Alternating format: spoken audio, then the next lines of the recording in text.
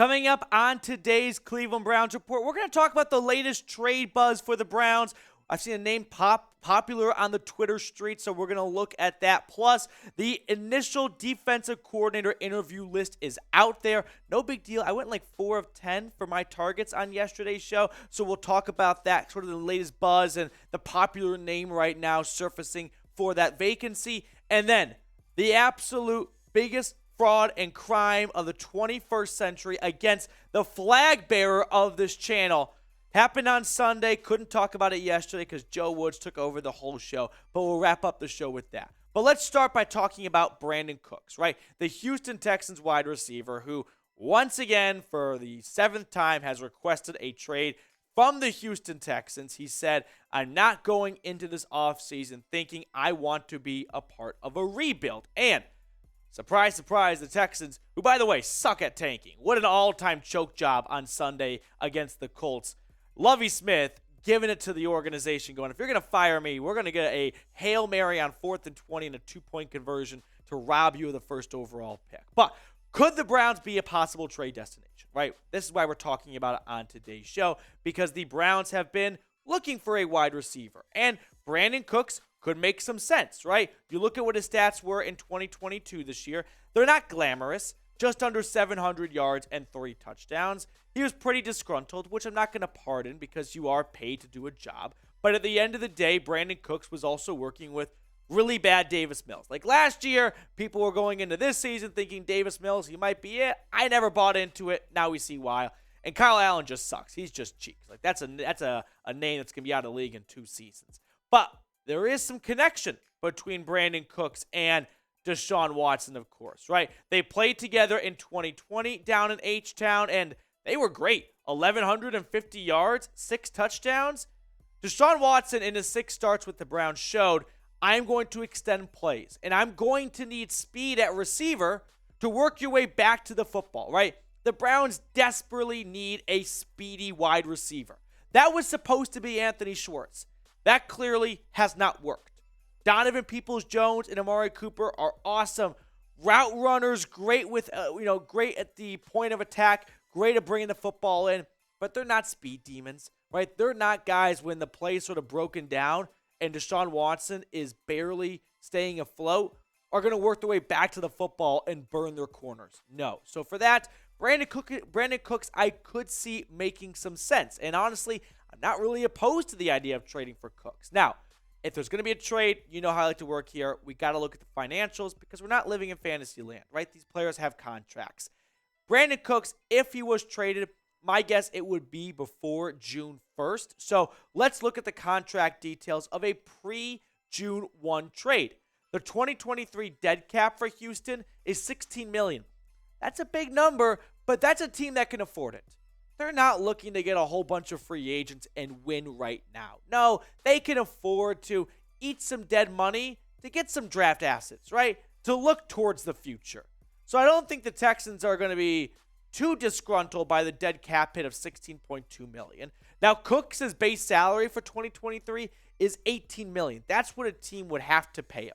Of course, you can rework contracts. You can move that money into signing bonuses, into roster bonuses, and lower the cap hit. But that's where it stands right now. So here's my trade idea. I've seen some people say, well, if Amari Cooper went for a 5th, Cooks is going to go for like a 7th. No, the Browns took full advantage of the Cowboys. Word got out that they were going to cut him, so they were able to get him for cheap. We saw Chase Claypool, like I mentioned a couple of videos ago, go for a 2nd. Where does Cooks go? He's a bit more expensive than Claypool. He's a bit older in his career, but he's also much more proven than Claypool. I think it would basically be a 3rd-round pick with a day 3 pick swap in 2024. Kind of like the Cooper element, but you kick in a 3rd, which you don't have a 1st.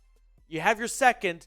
That 3rd is a comp pick from the Kwesi Adolfo-Mensah hiring with Minnesota. So for that reason, I'll leave it up to you. Would you do this Cooks trade?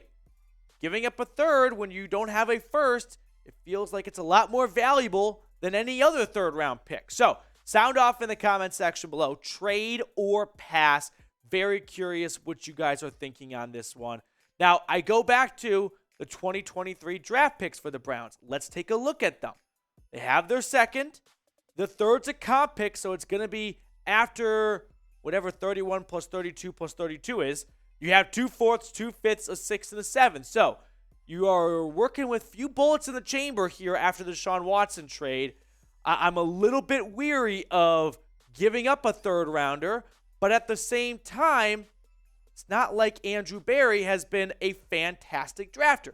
Let's be honest, okay? My draft grade for Andrew Berry through 2020 and 2021, I'm not going to grade 2022 yet. It's just been one season. It's probably about a C+. He's got some good hits, right? Donovan Peoples-Jones, Jed Wills, sort of, but not really for the first round. Greg Newsome, yeah, but he's also got some misses, right? Togiai, Elliott, Schwartz, like those middle of the draft, you got to hit on one of those. And he hasn't really done that so far. So the fact is, it's not like that third round pick is probably going to go very far, at least with Andrew Berry's, albeit small, but proven-ish, not quite, but you're getting where I'm going here, track record of midday picks now, or day 2, day 3 picks. Wouldn't hate the idea of, I know it's a lot to part ways with, but let's call a spade. Andrew Berry hasn't been home run, hasn't been knocking them out of the park in the third round anyway so far. So instead of drafting another Anthony Schwartz, maybe you do go get a proven player like Brandin Cooks. Next up here on the show here, we got the Browns DC interview list to replace this guy, right? Joe Woods, he was relieved of his duties, which I always think is the nicest, funniest way to say fired. And so we're going to check out who the Browns are targeting, who they are set to interview with. But first, I want to give a quick shout out to Rob McCreary for a super thanks on the channel. Rob, shout out to you. Thank you so much, my man. Thank you for the shout out and thank you for all your insight. Happy New Year. When is it too late to say Happy New Year? Not to go full on Larry David mode, but I think you get like a 5-day buffer, and that's it. But I will agree, F Pitt, F Baltimore, and go Browns one more time. Let's go Browns, baby. All right, we're going to get to more in just a second, but today's show was made possible by BetUS. Go to chatsports.com/bet and use promo code Browns125. Now, when you do, they're going to give you a 125% deposit bonus. What do you want to bet on? It's not going to be on the Brownies, but we got some wild card weekend matchups coming up here. We got some good value here. So let's look at the playoff odds right now for the Browns. And actually, we can even get the BetUS information at the bottom. I like the Cowboys -2.5. I know everyone is saying, get away from the Cowboys. They're frauds. The Bucks, the postseason Brady. The Bucks suck. Give me the Cowboys -2.5. I'm also going to do an alternate line. I'll take Dallas minus like 10 or something. I think they could really blow out the Tampa Bay Bucks this weekend. So the DC interview list is here. And 4 for 4 so far in my picks. No big deal. No big brag. But Jim Schwartz, the senior defensive assistant analyst for the Tennessee Titans the last 2 years, longtime Lions head coach, longtime DC with the Bills and the Eagles, winning a Super Bowl in Philly. Gerard Mayo, the inside linebackers coach for the Patriots, which I think would bring a lot of much-needed leadership. It was a first-time DC role for Joe Woods. Not quite sure if they want to go back-to-back first-timers. Brian Flores, linebacker coach of the Dolphins, has been a DC before. Like, he's got that experience. He had that role in New England. We'll talk about Flores because he's a very popular name. And then Sean Desai, which I don't know if the Browns literally watched my video and then thought, yeah, Desai could work. But I'm telling you all, kind of stay woke on this one. If Pete Carroll retires, new regime comes in, Sean Desai on the street would be a very popular name. But here's my take on all this. When it comes to Brian Flores specifically, and a 3-4 defense potentially coming in town, whether it's Flores or Fangio, whoever that runs that scheme, this is win now mode, right? You've got Deshaun Watson entering his prime. You've got Nick Chubb and Myles Garrett and Amari Cooper in their prime and at the end-ish of their window. Another 2, maybe 3 seasons on those guys, except for Myles Garrett. The point being is, I don't know if now is the time to install a new scheme. The personnel that has been built by Andrew Berry was not intended for a 3-4 defense. If you don't know what a 3-4 defense is, it's 3 down linemen and 4 linebackers. So Myles Garrett would be an outside linebacker who would play a decent amount in coverage, right? Drop back, kind of sit in the zone sometimes. Another crucial element of a 3-4 defense is you need an Ndamukong. You need a big nose tackle, a 350-pound boulder. They don't have that. The Browns' defensive tackles were built more for pass rush and speed, not for a 3-4 defense. So you're asking for a lot of changes right here, right? You're asking for a whole defensive roster switch for the front seven. With the way they're built, the way this roster has been constructed, it doesn't lean into that all that well. And also, that's more than just a one-season undertaking of revamping your roster. That's stuff you got to do over 1-2 off seasons, 2 drafts, 2 free agency periods. They really want to bite off all that work when they are built for a 4-3 and they are built to win now. It's one thing if this Browns team was like a 3-win team and you can gut the program. They're not. They want to win. They want to go to the playoff. They want to win playoff games next year. Not start retooling their defense, which definitely needs a facelift, but I don't think you start from ground zero on it here. So another name to watch for, that's why I'm starting to lean more into it, is Jim Schwartz, right? Jim Schwartz, the longtime Eagles defensive coordinator, of course, the Lions head coach for a handful of seasons. He runs a 4-3 defense, right? And he's also going to do more man defense, which we were all begging for, right? We were all begging for the Joe Woods zone to end. Yeah, with Jim Schwartz, you're going to get more of press man-to-man coverage. And you know what? That's kind of what the Browns, like Denzel Ward, that's what he did at Ohio State, right? That's what these guys excelled at.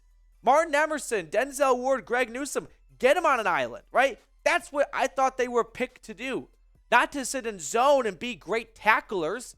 No, they suck at that. They suck at communicating. You know where there's no communication? I'm on you, man to man, you versus me. Not, hey, I'm going to sit in a cover 2 and I'm going to pass you off to the safety and there's a 30%, there's an 80% chance Johnson or Delpit is going to watch you run by. So with that being said, who is your top defensive coordinator candidate? Is it Brian Flores? Is it Jim Schwartz? Desai? Gerard Mayo? I think Mayo could bring in some very much like ass-kicking leadership, which is, someone's got to go in there and whip these guys into shape because they really need it. And Schwartz does that too. As a former head coach, he knows what buttons to push and go, you know what? This room, I don't know how it was with the last guy, but monkey business is over. We're going to get down to work right now. The last part of the show here, Bernie Kosar. Let's talk about Bernie. Bernie placed a $19,000 bet on the Browns-Steelers Week 18 game. The NFL has a strict no gambling policy, so that's why the Browns were forced to fire him. Now, I am in agreement. We are rioting, right? This is unacceptable. It was going to charity, and I know rules are rules, but we're talking about Bernie here, right? We're talking about an institution, a legend at the channel. So, sure, he put a $19,000 bet down against the rules. Okay, but come on. I thought just the message of his services were no longer needed was a bit harsh. Bernie's he's an older fella, right? He's not losing his mind or anything, but it was a bit mean. They could have done it a bit nicer. They could have just said, hey, Bernie, you can't do that. Naughty, but just don't do it again. And, well, they had to follow the rules, but I'm still just mad about it. I just want to be mad. That's all I want to do. I just want to be mad. Whether I, have a right to be, I don't care. I want to be mad here. Bernie himself, by the way, tweeting out this right before the game, and I was super confused, and then clarity came in. Steelers game day, yet once again, I was informed by the Browns that my services are no longer desired or needed. I will not be doing today's radio program. I am shocked and disappointed. The no longer desired or needed. Why couldn't the Browns have just said, Bernie, we have to fire you. You gambled, and you can't do that as an NFL employee. You worked for the Browns. Follow the umbrella. You can't do that. So with that, Bernie, come on, buddy. Come on, man. Before we go, I need you all to settle a quick office debate here. This is the last thing I'm going to ask for you, completely off the wall. But I'm talking to everyone that watches to the end of the video. We had quite the lively debate at Chat Sports today. Is Mike Evans a Hall of Famer?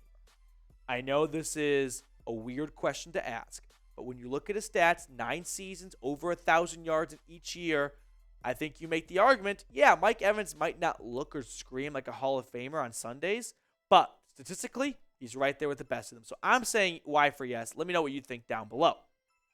I appreciate all of you guys for tuning in, making us a part of your day. I'll sign off and see you guys tomorrow with more DC buzz, trade buzz, and all the good Browns news and rumors out there.